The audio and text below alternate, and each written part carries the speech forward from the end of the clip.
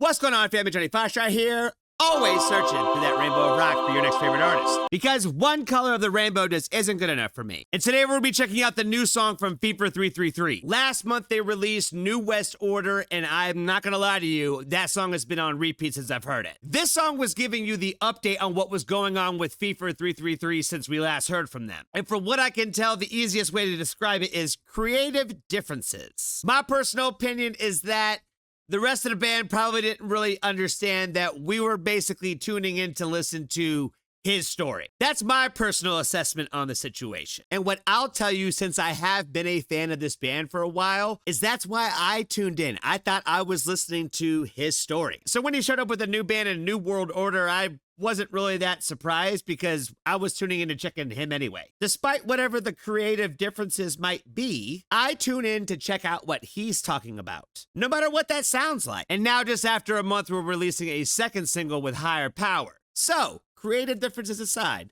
let's check out Higher Power.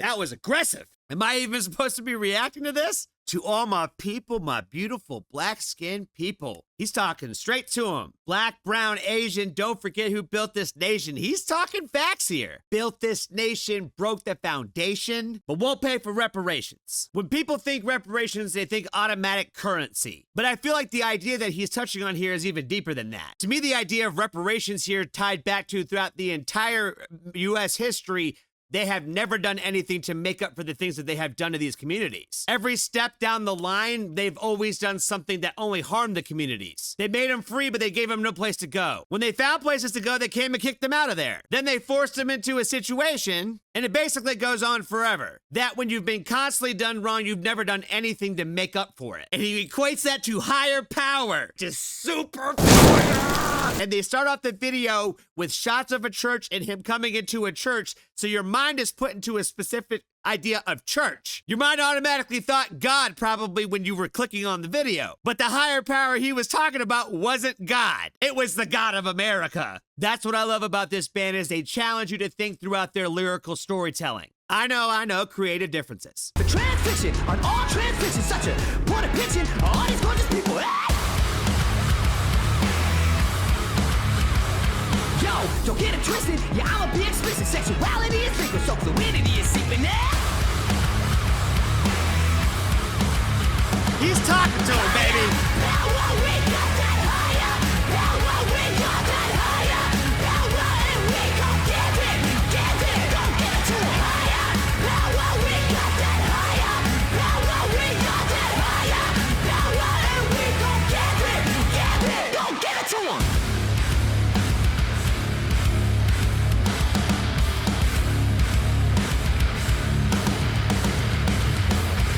To all my people, my beautiful plastic people. If we are born equal, how can someone be illegal?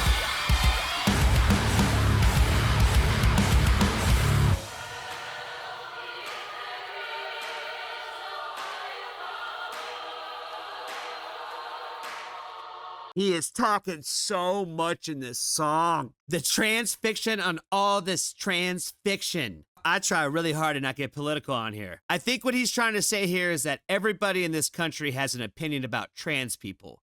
But how many trans people do you actually know? Have you ever talked to a trans person about their life? I'm gonna leave it right there. Such a poor depiction of all these gorgeous people. Sexuality is liquid, so fluidity is sleeping in. God, he is spitting fire. He reminds you on the flip side of that coin that when you treat it so fluidly, nobody takes it seriously. And then coming into the church choir. So good. It's so good.